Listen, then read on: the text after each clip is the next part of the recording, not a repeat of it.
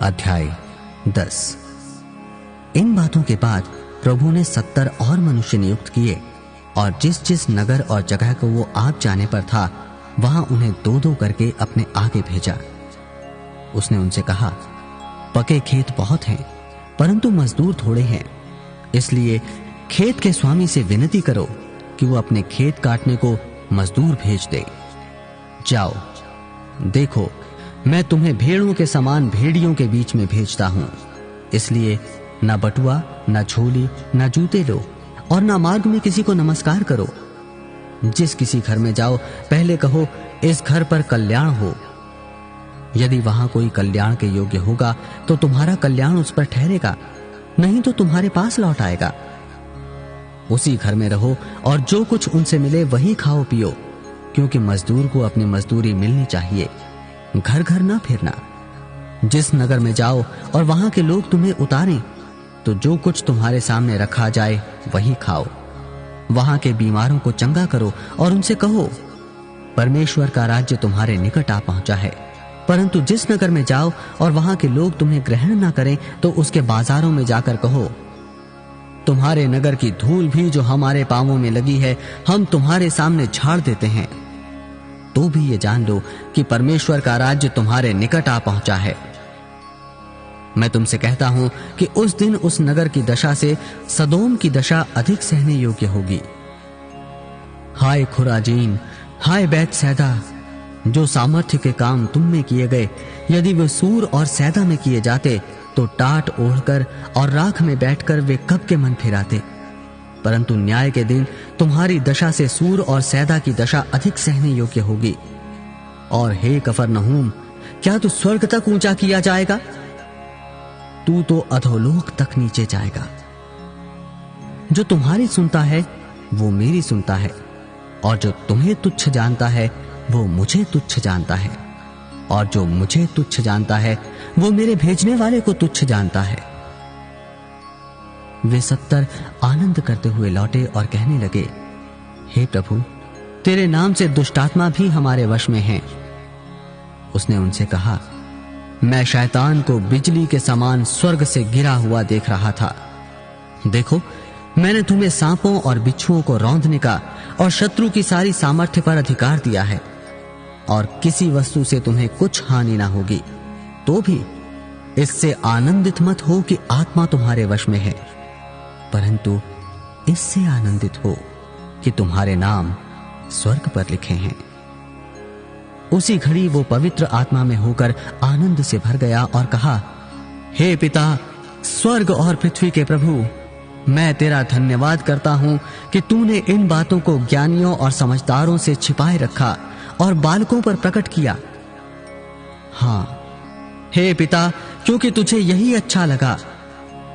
मेरे पिता ने मुझे सब कुछ सौंप दिया है और कोई नहीं जानता कि पुत्र कौन है, केवल पिता, और पिता कौन है ये भी कोई नहीं जानता, केवल पुत्र के और वो जिस पर पुत्र उसे प्रकट करना चाहे। तब चेलों की ओर मुड़कर अकेले में कहा, धन्य हैं वे आंखें जो ये बातें जो तुम देखते हो देखती हैं, क्योंकि मैं तुमसे कहता हूं कि बहुत से भविष्यद्वक्ताओं और राजाओं ने चाहा कि जो बातें तुम देखते हो देखें पर ना देखी, और जो बातें तुम सुनते हो सुने पर ना सुनी। और देखो, एक व्यवस्थापक उठा और ये कहकर उसकी परीक्षा करने लगा, हे गुरु, अनंत जीवन का वारिस होने के लिए मैं क्या करूं?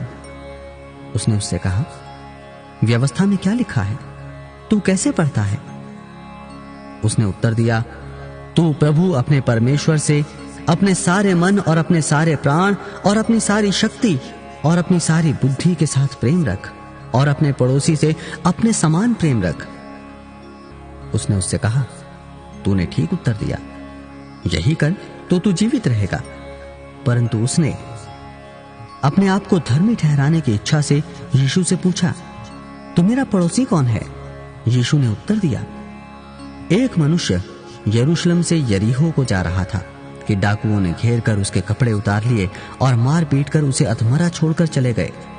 और ऐसा हुआ कि उसी मार्ग से एक याजक जा रहा था, परंतु उसे देख के कतरा कर चला गया। इसी रीति से एक लेवी उस जगह पर आया वो भी उसे देख के कतरा कर चला गया। परंतु एक सामरी यात्री वहां आ निकला और उसे देखकर तरस खाया। उसने उसके पास आकर उसके घावों पर तेल और दाखरस ढालकर पट्टियां बांधी और अपनी सवारी पर चढ़ाकर सराय में ले गया और उसकी सेवा टहल की।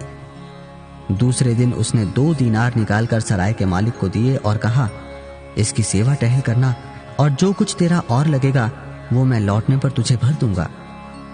अब तेरी समझ में जो डाकुओं में घिर गया था, इन तीनों में से उसका पड़ोसी कौन ठहरा? उसने कहा, वही जिसने उस पर दया की। यीशु ने उससे कहा, जा तू भी ऐसा ही कर। जब वे जा रहे थे तो वे एक गांव में गया और मार्था नामक एक स्त्री ने उसे अपने घर में उतारा। मरियम नामक उसकी एक बहन थी। वो प्रभु के चरणों में बैठकर उसका वचन सुनती थी। परंतु मार्था सेवा करते करते घबरा गई और उसके पास आकर कहने लगी, हे प्रभु, क्या तुझे कुछ भी चिंता नहीं कि मेरी बहन ने मुझे सेवा करने के लिए अकेली ही छोड़ दिया है? इसलिए उससे कहे कि मेरी सहायता करे। प्रभु ने उसे उत्तर दिया, मार्था, हे मार्था, तू बहुत बातों के लिए चिंता करती और घबराती है, परंतु एक बात आवश्यक है और उस उत्तम भाग को मरियम ने चुन लिया है जो उससे छीना ना जाएगा। अध्याय 11। वो किसी जगह प्रार्थना कर रहा था। जब वो प्रार्थना कर चुका तो उसके चेलों में से एक ने उससे कहा, हे प्रभु, जैसे यूहन्ना ने अपने चेलों को प्रार्थना करना सिखाया, वैसे ही हमें भी तू सिखा दे।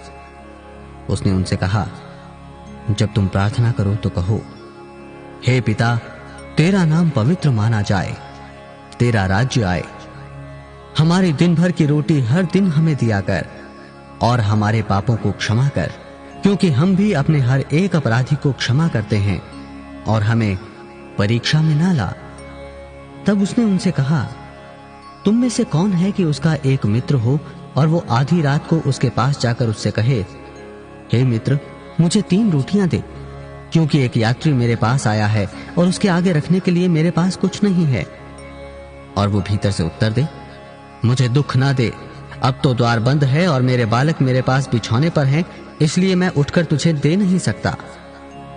मैं तुमसे कहता हूं, यदि उसका मित्र होने पर भी उसे उठकर ना दे, तो भी उसके लज्जा छोड़कर मांगने के कारण उसे जितनी आवश्यकता हो उतनी उठकर देगा। और मैं तुमसे कहता हूं कि मांगो तो तुम्हें दिया जाएगा, ढूंढो तो तुम पाओगे, खटखटाओ तो तुम्हारे लिए खोला जाएगा। क्योंकि जो कोई मांगता है उसे मिलता है, और जो ढूंढता है वो पाता है, और जो खटखटाता है उसके लिए खोला जाएगा। तुम में से ऐसा कौन पिता होगा कि जब उसका पुत्र रोटी मांगे तो उसे पत्थर दे, या मछली मांगे तो मछली के बदले उसे सांप दे, या अंडा मांगे तो उसे बिच्छू दे? अतः जब तुम बुरे होकर अपने बच्चों को अच्छी वस्तुएं देना जानते हो, तो स्वर्गीय पिता अपने मांगने वालों को पवित्र आत्मा क्यों ना देगा? फिर उसने एक गूंगी दुष्टात्मा को निकाला। जब दुष्टात्मा निकल गई तो गूंगा बोलने लगा और लोगों को अचंभा हुआ। परंतु उनमें से कुछ ने कहा, ये तो बालजबूल नामक दुष्टात्माओं के प्रधान की सहायता से दुष्टात्माओं को निकालता है। और उन्हें उसकी परीक्षा करने के लिए उससे आकाश का एक चिन्ह मांगा। परंतु उसने उनके मन की बातें जानकर उनसे कहा, जिस जिस राज्य में फूट होती है वो राज्य उजड़ जाता है, और जिस घर में फूट होती है वो नष्ट हो जाता है। यदि शैतान अपना ही विरोधी हो जाए तो उसका राज्य कैसे बना रहेगा? क्योंकि तुम मेरे विषय में तो कहते हो कि यह शैतान की सहायता से दुष्टात्मा निकालता है। भला यदि मैं शैतान की सहायता से दुष्टात्माओं को निकालता हूं, तो तुम्हारी संतान किसकी सहायता से निकालते हैं? इसलिए वे ही तुम्हारा न्याय चुकाएंगे। परंतु यदि मैं परमेश्वर की सामर्थ्य से दुष्टात्माओं को निकालता हूं, तो परमेश्वर का राज्य तुम्हारे पास आ पहुंचा है। जब बलवंत मनुष्य हथियार बांधे हुए अपने घर की रखवाली करता है तो उसकी संपत्ति बची रहती है, पर जब उससे बढ़कर कोई और बलवंत चढ़ाई करके उसे जीत लेता है तो उसके वे हथियार जिन पर उसका भरोसा था छीन लेता है और उसकी संपत्ति लूटकर बांट देता है। जो मेरे साथ नहीं वो मेरे विरोध में है, और जो मेरे साथ नहीं बटोरता वो बिखेरता है। जब अशुद्ध आत्मा मनुष्य में से निकल जाती है तो सूखी जगहों में विश्राम ढूंढती फिरती है, और जब नहीं पाती तो कहती है, मैं अपने उसी घर में जहां से निकली थी लौट जाऊंगी, और आकर उसे झाड़ा बुहारा और सजा सजाया पाती है।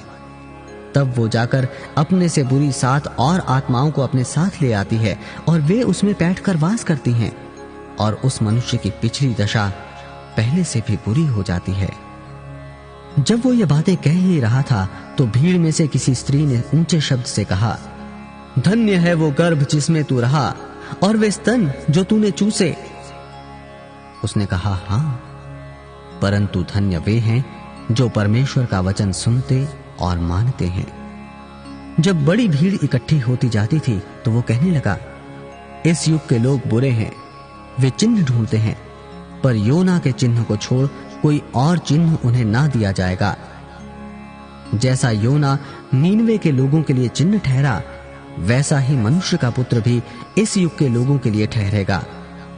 दक्षिण की रानी न्याय के दिन इस समय के मनुष्यों के साथ उठकर उन्हें दोषी ठहराएगी, क्योंकि वो सुलेमान का ज्ञान सुनने को पृथ्वी की छोर से आई। और देखो, यहां वो है जो सुलेमान से भी बड़ा है। नीनवे के लोग न्याय के दिन इस समय के लोगों के साथ खड़े होकर उन्हें दोषी ठहराएंगे, क्योंकि उन्होंने योना का प्रचार सुनकर मन फिराया। और देखो, यहां वो है जो योना से भी बड़ा है। कोई मनुष्य दिया जला के तलघर में या पैमाने के नीचे नहीं रखता, परंतु दीवट पर रखता है कि भीतर आने वाला उजियाला पाए। तेरे शरीर का दिया तेरी आंख है, इसलिए जब तेरी आंख निर्मल है तो तेरा सारा शरीर भी उजियाला है, परंतु जब वो बुरी है तो तेरा शरीर भी अंधेरा है। इसलिए चौकस रहना कि जो उजियाला तुझमें है वो अंधेरा ना हो जाए। इसलिए यदि तेरा सारा शरीर उजियाला हो और उसका कोई भाग अंधेरा ना रहे, तो सब का सब ऐसा उजियाला होगा जैसा उस समय होता है जब दिया अपनी चमक से तुझे उजाला देता है। जब वो बातें कर रहा था तो किसी फरीसी ने उससे विनती की कि मेरे यहां भोजन कर। वो भीतर जाकर भोजन करने बैठा। फरीसी को यह देखकर अचंभा हुआ कि उसने भोजन करने से पहले स्नान नहीं किया। प्रभु ने उससे कहा, हे फरीसियों, तुम कटोरे और थाली को ऊपर ऊपर से तो मांजते हो, परंतु तुम्हारे भीतर अंधेर और दुष्टता भरी है।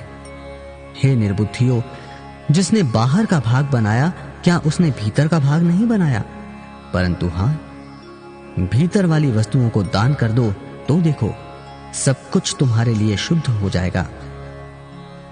पर हे फरीसियों, तुम पर हाय, तुम पोदीने और सुदाब का और सब भांति के साग पात का 10वां अंश देते हो, परंतु न्याय को और परमेश्वर के प्रेम को टाल देते हो। चाहिए तो था कि इन्हें भी करते रहते और उन्हें भी ना छोड़ते। हे फरीसियों, तुम पर हाय, तुम आराधनालयों में मुख्य मुख्य आसन और बाजारों में नमस्कार चाहते हो। हाय तुम पर, क्योंकि तुम उन छिपी कब्रों के समान हो जिन पर लोग चलते हैं परंतु नहीं जानते।